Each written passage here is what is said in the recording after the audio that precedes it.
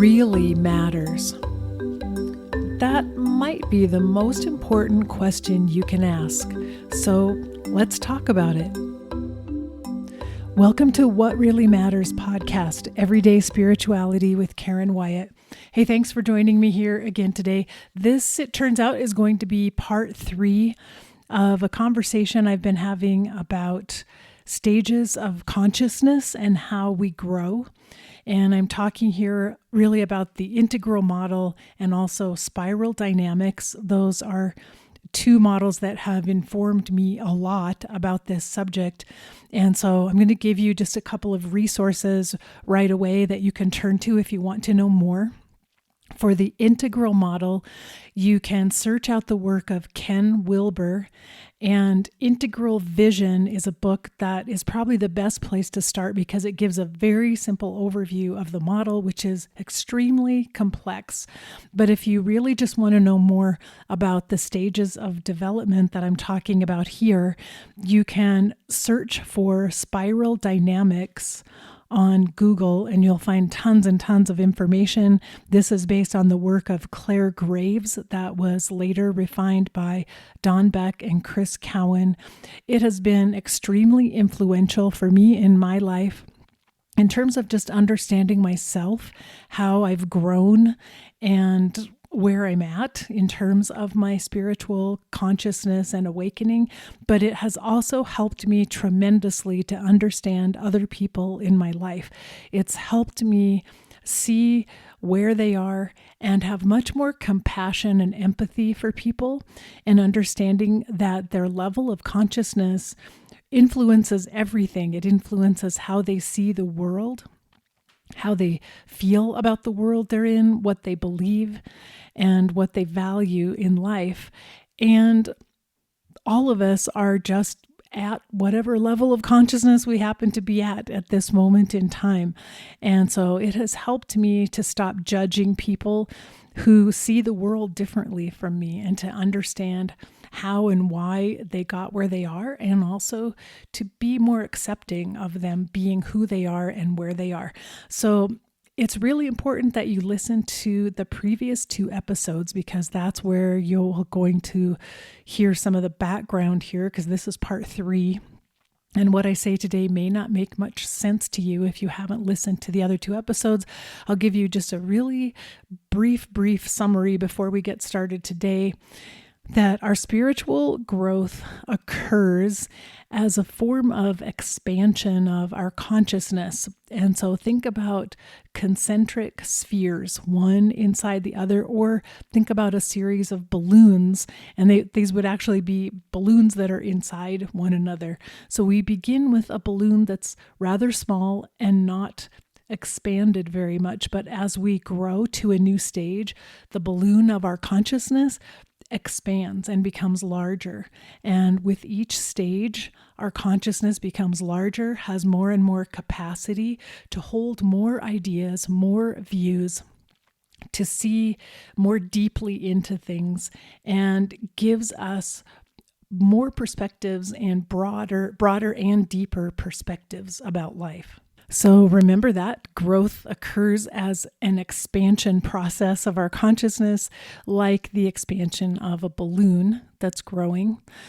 Also, there is, in the long run, in the big picture, forward momentum in this growth process. We can have ups and downs and go back and forth a bit, but overall, the process of growth is in a positive direction.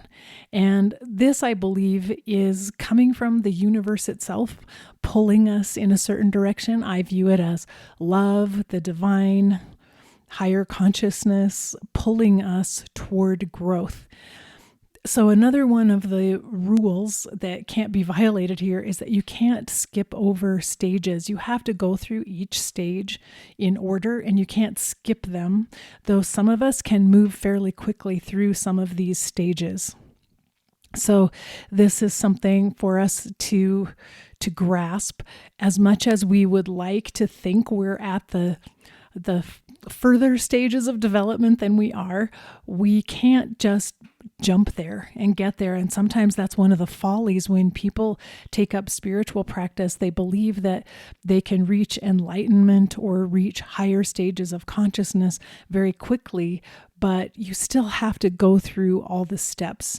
There's nothing like overnight enlightenment. It takes work and it takes time to happen.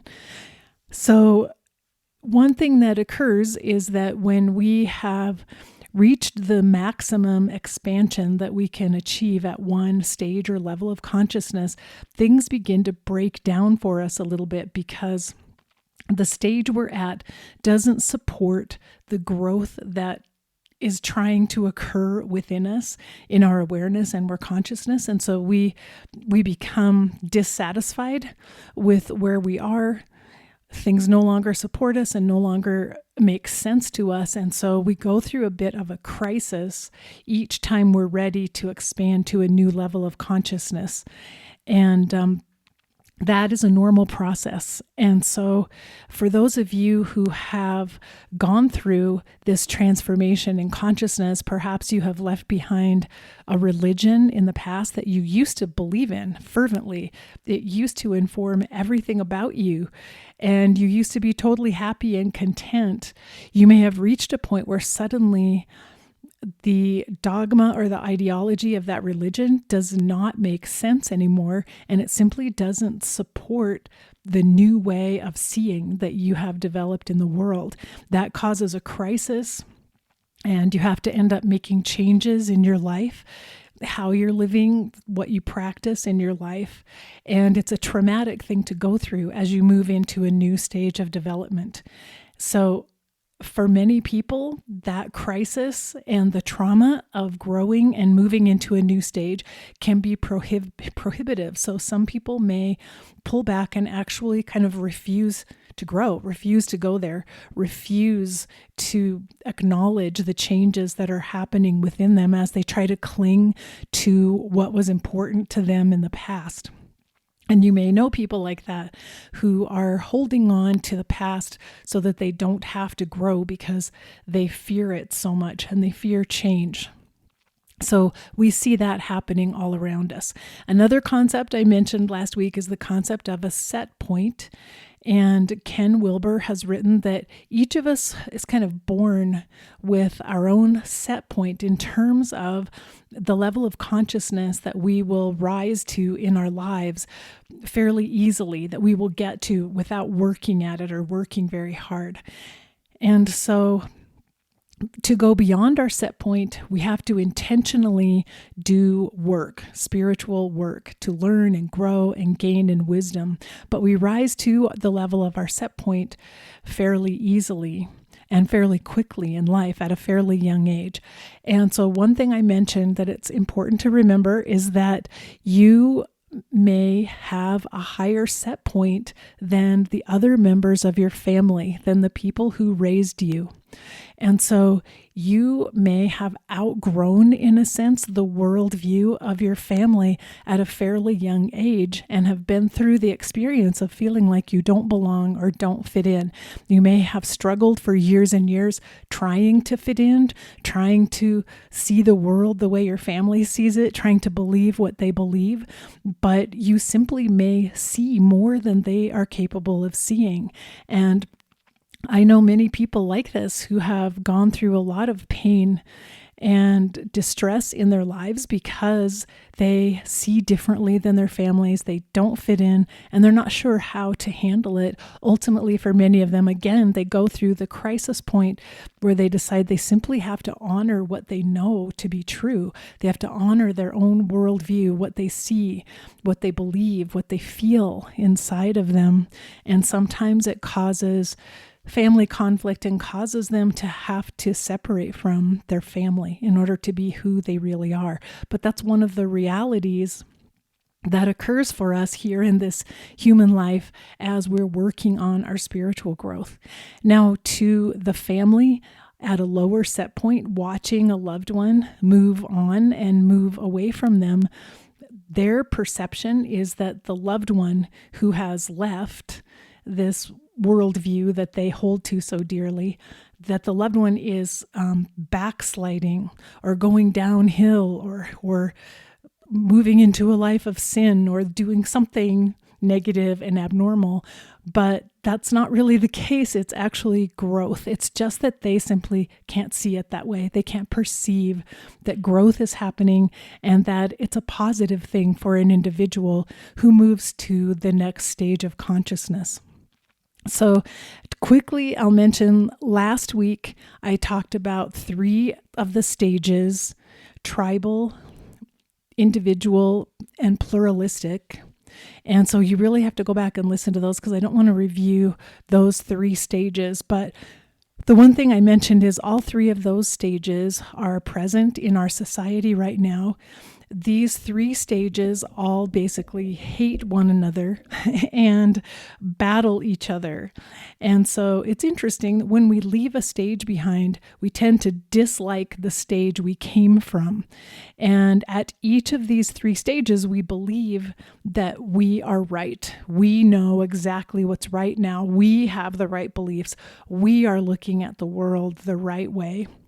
And everyone else is wrong. And so this is why there's so much conflict happening between these 3 levels of development. And so I'll name them again. There are different names for each one of the stages: tribal or traditional, individual or rational, and the third is pluralistic or sensitive. And so go back and listen to last week's episode and you'll get a lot from that about those 3 levels and how and why they are in conflict with one another. But today I want to talk about a 4th level, which is the level each of us needs to be striving to achieve. And this is the integral level, and it's sometimes called the mystical level. But at this level, this is actually a huge leap from the previous 3 levels, which are considered to be part of the first tier. This is what the spiral dynamics calls it. The first, the 3 levels I talked about last week are all part of what's called the first tier of spiritual development. The integral level is the first stage of the second tier of development. And so when you go from pluralistic to integral, it's a fairly big leap and it takes work for us to get there. Not very many of us are born with a set point of integral at this point. So we have to work in order to become more integral in our worldview and our consciousness. So let's talk about this integral level, which in spiral dynamics is called the yellow level. Spiral dynamics uses colors for each one of the level. I should have mentioned that before, partly because they wanted to remove the labeling that may have happened. Say if they had used numbers for each level, they felt that people would use those numbers to discriminate against one another or to create a hierarchy in their minds of one level being better than another. So each level has a color that is associated with it. And integral's color is yellow. However, what we have seen happen at first tier is that it doesn't really matter if those stages are numbered or named or have a color associated with them. People still discriminate against one another who are at different levels of consciousness, no matter what. So that's human nature, actually. And we'll talk a little bit more about that. But so the integral level is the first level that values the entire spiral of development.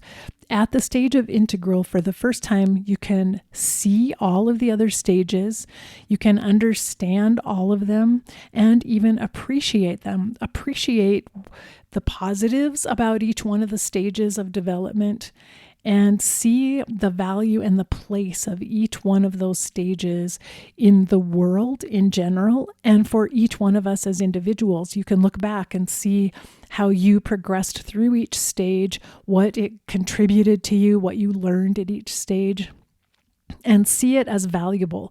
So for the first time at integral is the first stage that doesn't hate the other stages. The first stage that actually appreciates and values and tolerates all of the other stages. A person at Integral sees the need for each stage and the contribution that each stage makes to our society, to life in general. So the integral level is focused on wholeness, being whole within themselves, within the person, and the wholeness of other people, but also the wholeness of society, the wholeness of our planet. And within the integral mindset, there is room for everything. So integral allows for the presence of everything that's here. It's simply what is. It already exists, and there's room and space for whatever exists. And integral doesn't try to repress or deny or shove away things that it doesn't like. It makes space for everything to be there. Integral is also aware of oneness, but in the sense of the one. Everything is connected. Everything is part of one. Everything is part of the same tapestry. Everything has been created and is a manifestation of the same energy. And so it isn't just at the pluralistic level we're able to see how things are connected together. In this case, in integral, it's much more of seeing that everything is within one entity, within one tapestry. It's part of one whole. It isn't that there are an infinite number of different wholes that are connected to each other. Everything is part of one whole, if that makes any sense. So at the integral level, we're able to see multiple perspectives. That's true at the pluralistic level also, that you can, for the first time, see another person's point of view. But that not only do we see from multiple perspectives, we understand those perspectives. We understand why they're there and value them. And there's also an understanding for how complex all of it is, but an appreciation of the complexity and a comfort with complexity. The fact that it's okay. This is a big, big world to grasp in my mind, but I can hold all of these different viewpoints. I can see all of these different people on the planet and how they see the world and what they value. And I can allow for it and be comfortable with it. And so for the first time, we're not afraid of that kind of complexity, and we're not afraid to allow for change and allow for the unknown. And at Integral, there is a desire to seek for solutions that benefit the whole, for the good of the whole. So solutions to problems that are not based on any one perspective, but solutions that could benefit everyone and that help the whole survive and move forward. This is the first time that exists. At every other level prior to Integral, the desire is for solutions that benefit my level, but no other levels. So an interesting thing to see at this level, Integral is the first time decisions are now motivated more by love than by fear or greed. So the reason for this is that at the stage of Integral, we have moved beyond the ego as the primary driver of our lives, the primary decision maker of our lives. We've moved into the higher self and higher consciousness, having more control over our decisions, our worldview, how we look at other people, how we behave in life, than the ego. And so this is a crucial moment when we become motivated by love instead of by fear and greed. Fear and greed are the tools of the ego. And if you've read my book, The Journey from Ego to Soul, this is exactly what I talk about. The Journey from Ego to Soul, this book actually lays out how we explore the ego, how we actually learn to manage our own egos so that our higher consciousness can take over and not be blocked and undermined by the ego constantly when we're trying to make decisions from love instead of from fear and greed. So that's one of the reasons I'm even talking about these stages of consciousness, so you can see within yourself your own patterns of growth, and you might see the parts of you that are already integral, that are drawing you toward being integral in your entire life, in everything you do.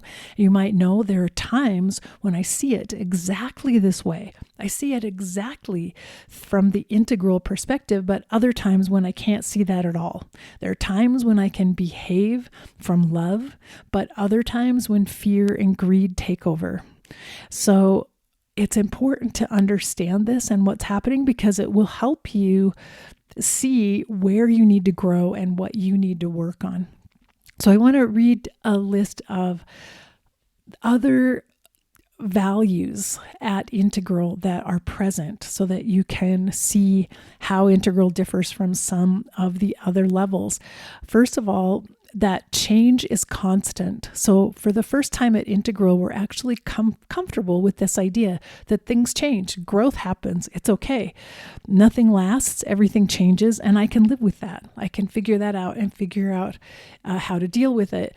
And going all the way back to the traditional level, we see that level really struggles with change and desires to keep everything the same as it is and not allow anything to change, and doubles down on keeping the status quo, or sometimes even wanting to go backwards, and hates everything that's progressive and anything that's bringing change into the world.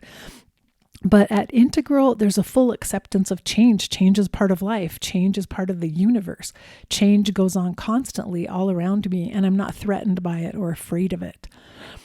Another value at Integral is open-mindedness. So Integral doesn't blindly reject anything. Integral keeps an open mind and allows ideas and thoughts to come forward and considers them. Integral is also able to integrate wisdom from the head, the heart, and the gut. So bringing in logical information plus emotional information plus intuition. Integral brings all of them together, values all of them, and can weave them together in making decisions and looking at life. Integral also values lifelong learning. So learning is going on constantly, and every situation is an opportunity to learn something new. So nothing is rejected, and there's no sense of victimhood over difficult things that happen in life, because everything is seen as an opportunity to simply learn more. So at Integral, there's much more comfort with the ups and downs of life and the challenges that come along in life. Integral also has a big picture understanding, the ability to always step back and look at the big picture of life and what's happening overall here for all of life, instead of focusing in solely on the details of my life and what's happening to me and how I feel about it. Integral also has no interest in recognition, and this is because the ego is not the main driver of decisions or of behavior. So at Integral, it simply doesn't exist. Integral meets people where they are instead of trying to change them, and doesn't need to submit to any particular value system or ideology. So that means that Integral is much less likely to belong to a particular religion and to espouse the beliefs of that religion, although it's possible to be integral within a religion, but an integral person who carries on in a religious community would behave very differently and see the world very differently than traditional people who are within that religion. So another really interesting thing is that integral people are much less likely to be manipulated, because they don't have greed and fear, which are the tools of manipulation. They don't have a need to change other people. So they're not constantly looking out and criticizing and blaming other people and wishing that they could change them. So as you can see, we need more integral people in the world. We need more of the integral mindset. The world would be different than it is right now if we had more integral leadership and this integral consciousness present in more people in the world. Some have estimated that in the entire world, there may be 5% of the population is at integral consciousness. Some people think it's less than that. So we have a long way to go before integral consciousness can become influential, but integral is what we need, an integral perspective on things, an integral way of looking at the problems that exist on our planet and how we're going to make them better. So if you feel inklings of this integral perspective within yourself and feel like, yes, that's what's happening to me. I'm becoming more integral. I want to be integral in everything that I do. I see it every now and then, but I don't know how do I strengthen this integral part of myself? How do I move more of myself into the integral stage? And so there are a few things that you need to do. And first of all, to make this leap from the first tier to the second tier to truly become integral in your consciousness, you need some sort of a regular practice to work on yourself and work on your consciousness. And so it might be meditation or contemplation. It could be some sort of a martial arts practice. It could be yoga. It could be prayer. Some sort of practice that you use where on a regular basis, you take time out, you sit down, you go within yourself, you look out at yourself, you reflect upon yourself, your growth, where you are, what your issues are, what you need to work on. And so for me, it also involves journaling, writing those things down, because that's where I have a dialogue with myself and I think through issues I'm dealing with and I am able to process that more clearly. And I highly recommend journaling. It's not for everyone though, so I understand that, but you do need some sort of a regular practice. You might have one already. Maybe already you do a certain amount you get exercise, you go out for a walk every day. You can actually use your walk to be a contemplative time where while you're walking, you stop and think about your day, think about conflicts that arose and why they may have happened and how you can better understand that. And think about what parts of you might need to heal, because if you're not fully moving toward integral right now and you're aware of something holding you back, chances are it's something in your shadow, something from your past, an old wound that you need to heal, an old belief that you're still clinging to, something that needs to be healed inside of you. So the second part to get to the second tier, to get to integral, we all have to do shadow work. We really do need to heal our old wounds. Many of those wounds came when we were children and we repressed them and never dealt with them because we couldn't. We didn't have the tools available to us. Well, now is the time when we need to look at those things and figure out, how do I heal them? What do I need to do to make this better so that it doesn't continue to be an obstacle to my growth? So that's, again, where contemplation and writing in a journal can be really helpful as you review wounds from the past that it's time to heal and let go of. Some people need therapy to help them through some of those wounds because they're deeply traumatic.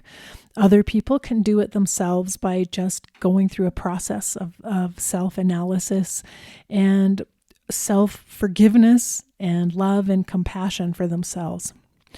So again, this involves being able to let go of things from the past that are now obstacles to our growth. And if you feel you're not making the progress that you wish you would make, chances are there's an obstacle there. There's something to look at. There's something to go in more deeply. Ultimately, all of this work, having a regular practice and doing shadow work, is accomplishing this, exposing the ego, because you need to understand, as I said, the ego dominates in the first tier, and you have to get to know your own ego. And I've done a number of episodes on the ego in the past. You have to get to know your ego, understand how it works and what problems it's creating for you. And we're not trying to get rid of the ego or eliminate it. Some people talk about killing the ego, but that's not it at all. Our ego is a valuable ally for our higher consciousness. We need an ego in order to function in the world. But we need an ego that is, in a sense, submissive to the higher self, to higher consciousness, an ego that doesn't take over and take control all the time, because the ego primarily operates through its tools of greed and fear, and those always lead us down the wrong path. Our higher consciousness is our ability to make choices out of love.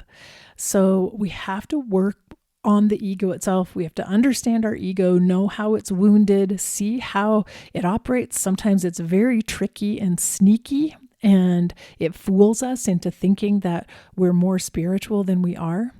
We have to expose the ego and gradually train it to honor the wisdom of the higher self. Train the ego to become a companion to our higher self and not an obstacle to the higher self.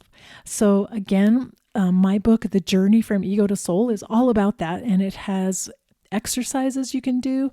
There are the 7 lessons that I've talked about many times, and it goes through each one of the lessons, and there are exercises that you can do as you work with your own ego, look at your wounds and understand how the ego is operating at for each one of those lessons, and then to help you actually heal the wounds and teach your ego how to listen to the higher self. So that's the book, The Journey from Ego to Soul. It has with it a companion journal that you can get that has journaling prompts that you can do each day as you're reading through this book. So I highly recommend it because it can be extremely helpful when you simply focus on this idea in your own behavior. Is this my ego speaking to me right now? Is this my ego taking charge, or is this my higher self making the choices here and running the show? And when you think of it in just those simple terms, it becomes pretty obvious on a daily basis how much the ego has an influence and how much it's running things not in your favor necessarily. So that is my discussion of the integral level of spiral dynamics, or the integral model of Ken Wilber. And this has been a really brief and simple explanation of something that you could read about for days and days in order to understand. So I encourage you, if you find it interesting, go back and do some more research. As I said, Google spiral dynamics and you'll find tons of things on it. Start with the most basic information. There are more levels than the levels I mentioned here. I'm only talking about the levels. The first 3 levels are the ones that are predominant in our society right now. There are more levels that have been worked out. And on the planet right now, there are people from all the levels in existence somewhere on the planet. It's just the 3 that I began with are the ones that are predominant in Western society.